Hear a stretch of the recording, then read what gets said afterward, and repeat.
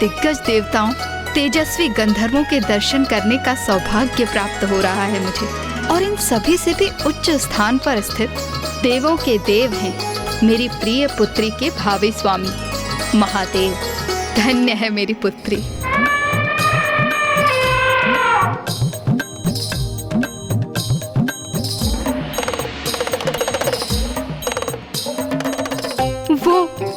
वो तो ब्रह्मदेव और माँ सरस्वती हैं।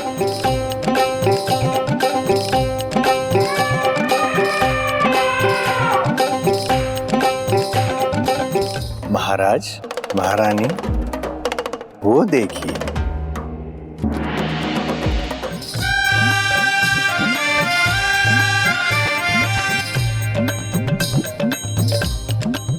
क्या वो है महादेव? वो है मेरे जमाता, हमारी पुत्री के भावी पति, हमारे जमाता। नारायण नारायण, ना ना ना ना ना, विष्णुदेव हैं। संसार के पालनहार श्री हरि नारायण स्वयं उपस्थित हो रहे हैं इस विवाह में। महारानी मैना, जब आपको नारायण का व्यक्तित्व इतना मोहक प्रतीत हो रहा है, तो जब आप महादेव को देखेंगी आप, तभी उनकी दिव्यता का आभास होगा आपको। महादेव के अनुपम शोभा का वर्णन तो मेरे शब्दों के परे है।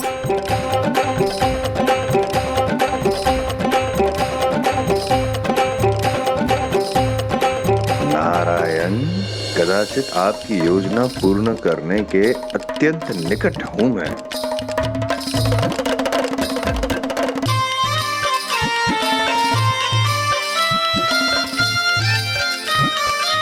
जिनके मित्र, सगे संबंधी इतने मनमोहक, आकर्षक और दिव्य व्यक्तित्व के हों, वे महादेव स्वयं कैसे दिखते होंगे, यही देखने के लिए मैं लालायित हो रही हूँ।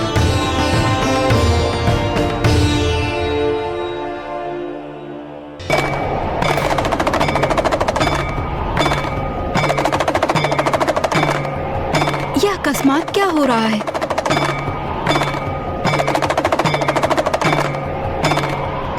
देव ऋषि नारद, ये महादेव के संग ये कौन है? अघोरी मलंग। गण, भूत, प्रेत आदि महादेव के प्रिय है।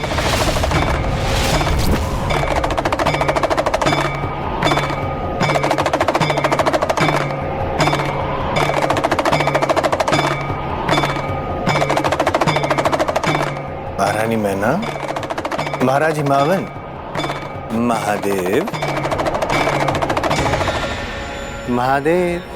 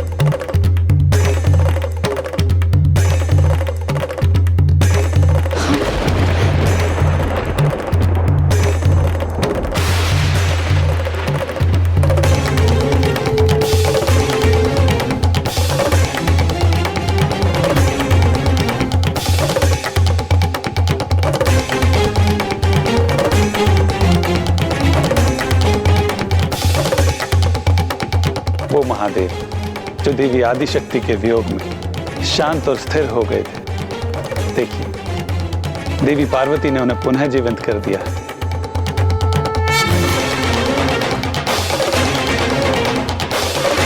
ये क्या, इस अघोरी से मेरी पुत्री का विवाह होगा?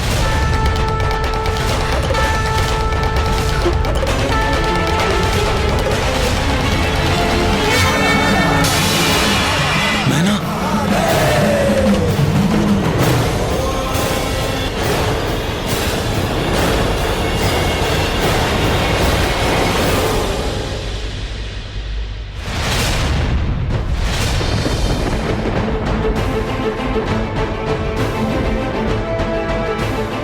मेरा कार्य संपन्न हुआ।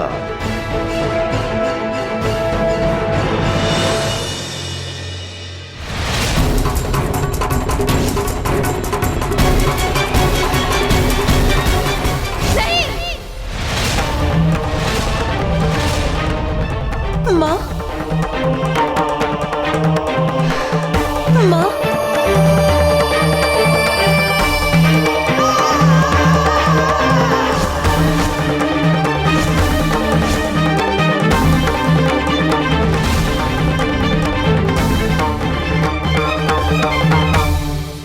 पार्वती, क्या ये हैं वो जिनके लिए तुमने 3 सहस्र वर्षों तक कठोर तपस्या की?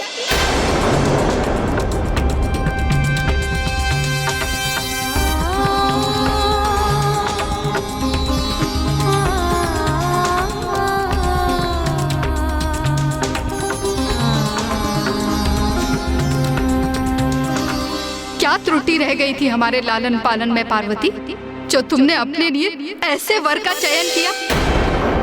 बताओ पार्वती, उत्तर दो, क्या दोष था हमारा? माँ, अब मैं तुम्हारे मुख से एक शब्द और नहीं सुनना चाहती। अपने इस निर्णय से तुमने मेरा और अपने पिता का अपमान किया है। इतने सर्वश्रेष्ठ गंधर्वों एवं देवताओं के होते हुए तुमने उनकी अर्धांगिनी बनने का विचार क्यों किया? माँ, और तुम दोनों कैसी सखियां हो तुम दोनों? तुमने तो उनके दर्शन किए थे ना, तो क्या ऐसे पति की कामना करती हो तुम अपनी सखी के लिए? क्या तुम सबकी मति मारी गई है? नहीं माता, जब हमने उन्हें देखा था तब। बस बस बस।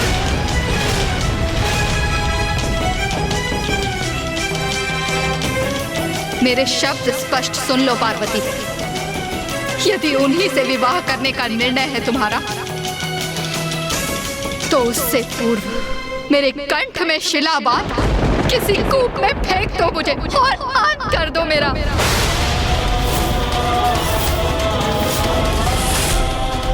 यदि विवाह मंडप में अब भी उन अघोरी के साथ बैठने की इच्छुक हो तुम, तो तुम्हें मेरी अर्थी पार करके जाना होगा पार्वती।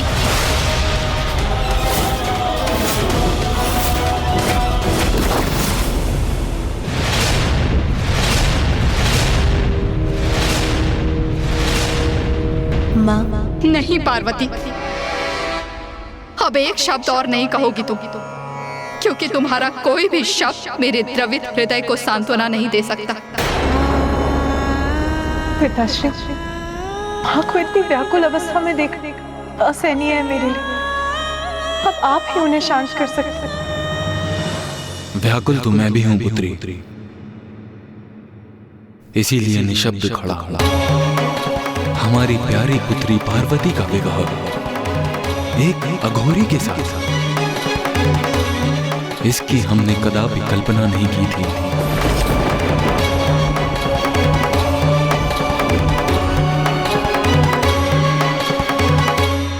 नारायण नारायण।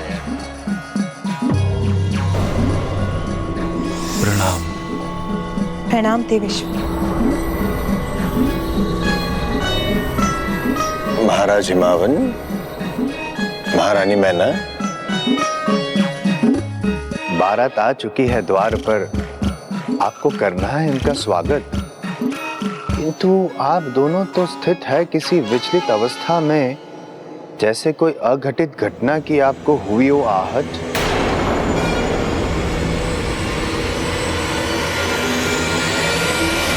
देव ऋषि नारद, कोई स्वागत नहीं होगा इस बारात का यहाँ। ये संदेश उन्हें दे दीजिए और साथ ही लौटने के लिए भी कह दीजिए।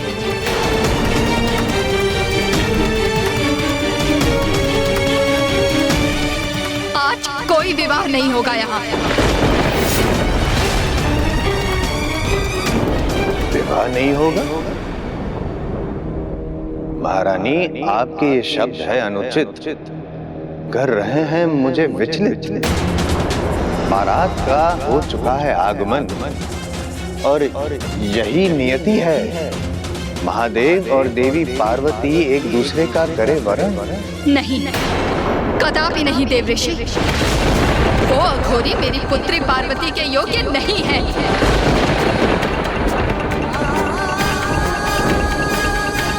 देव ऋषि आपने और सप्त ऋषियों ने सबने छल किया है हमारे साथ।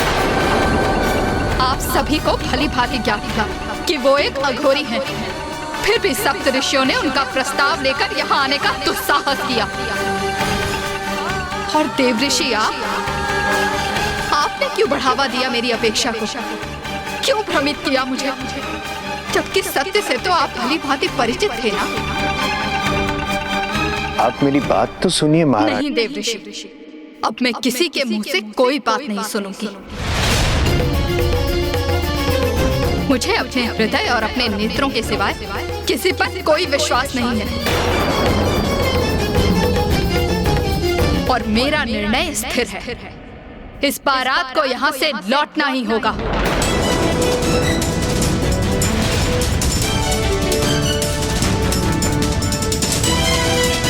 नारायण नारायण, ये तो और भी विकट परिस्थिति उत्पन्न हो गई है यहाँ।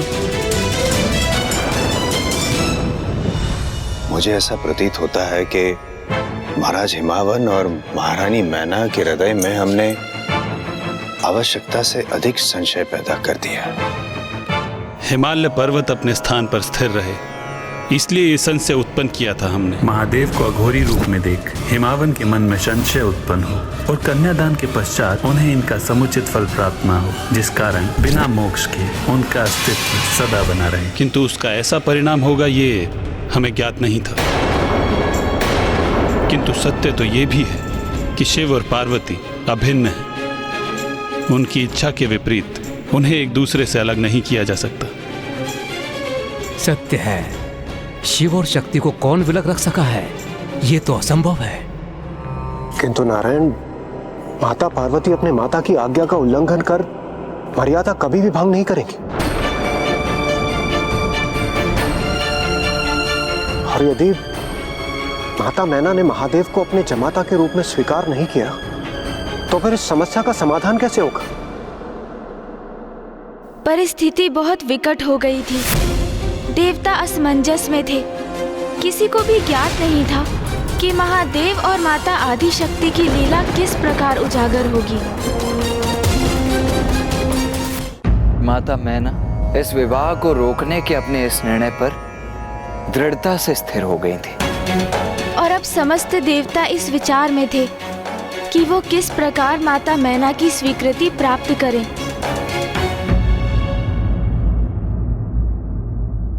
देवी मैना, समस्त देवता, ऋषि, मुनि सभी आपके द्वार पर पधारे। यहाँ तक कि स्वयं महादेव आपके द्वार पर पधारे और आपने उन सभी का अपमान कर दिया। सर्वथा अनुचित किया आपने। महाराज हिमावन की अर्धांगिनी होते हुए यह आपको शोभा नहीं देता। क्षमा करें नारायण, किंतु शोभा तो ये आपको भी नहीं देता कि आप यहाँ आकर एक माँ को विवश करें ताकि वो अपनी पुत्री का हाथ एक अघोरी के हाथ में दे दे। देवी मैना, मैं आपसे धृष्टता नहीं करना चाहती ब्रह्मदेव, इसलिए आप मुझसे कुछ भी कहने की चेष्टा ना करें। देवी मैना सुनो तो। विवश तो मैं हूँ ये समझने में नाथ कि ये कैसा षड्यंत्र है मेरी पुत्री के विरुद्ध। आप सभी को यहाँ देखकर ऐसा प्रतीत होता है जैसे आप मेरी पुत्री पार्वती की आहुति देना चाहते हैं। देवी मैना, देवी मैना,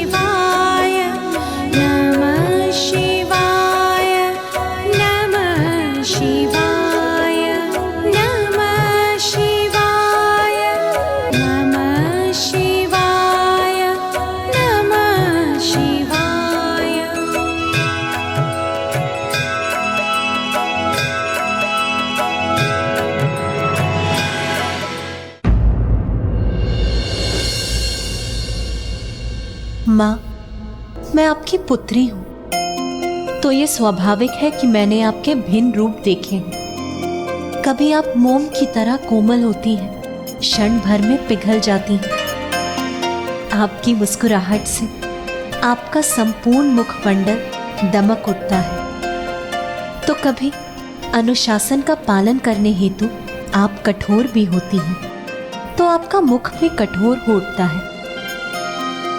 आप नारी के भिन्न रूपों को भी दर्शाती हैं माँ। आप मेरी माँ होने के साथ साथ पिताश्री की पत्नी और हिमालय पर्वत की महारानी का दायित्व भी संपूर्ण कुशलता से निभाती हैं माँ। ये सभी आपके भिन्न स्वरूप हैं जो आपके दायित्व निर्धारित करते हैं माँ। किंतु माँ, इन सभी दायित्वों से परे आप है माँ। इसी प्रकार महादेव के भी अनेक रूप हैं। वो दिगंबर है, काल भैरव है, रुद्र है, शिव है। उनके जितने रूप हैं उतने ही नाम भी, किंतु है तो वो परमेश्वर ही, महेश्वर, सबके कर्ता, हर्ता, स्वामी, मेरे ईश्वर, सभी के ईश्वर, साक्षात महादेव।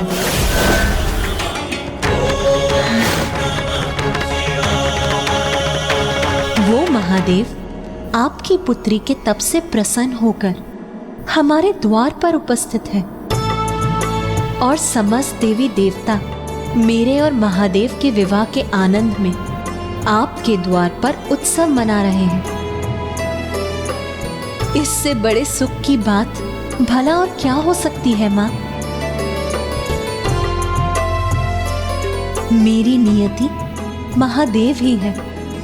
इसीलिए आप भी अपने मन से सभी शंकाओं को त्याग दीजिए माँ, और इस विवाह को होने की अनुमति दीजिए। ये आपकी पुत्री का अपनी माँ से निवेदन है माँ।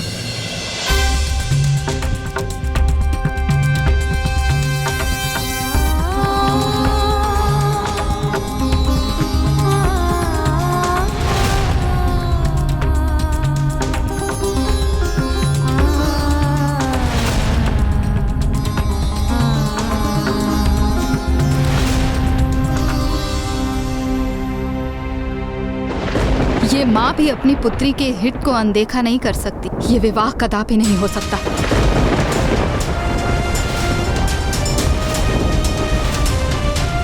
उस अघोरी को यहाँ से बारात लेकर वापस जाना होगा। ये एक पुत्री की माँ का निर्णय है।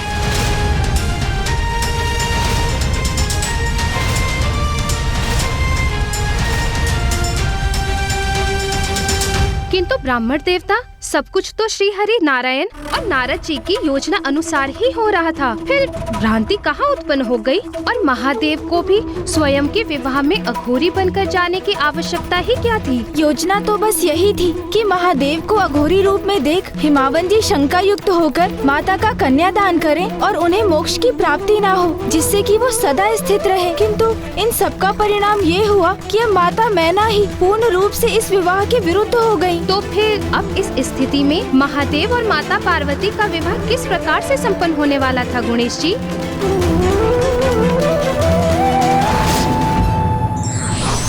संतान के प्रति माँ की चिंता स्वाभाविक है, किंतु सत्य का तथ्य जाने बिना किसी भी निष्कर्ष पर पहुँचना भूल करवा सकता है।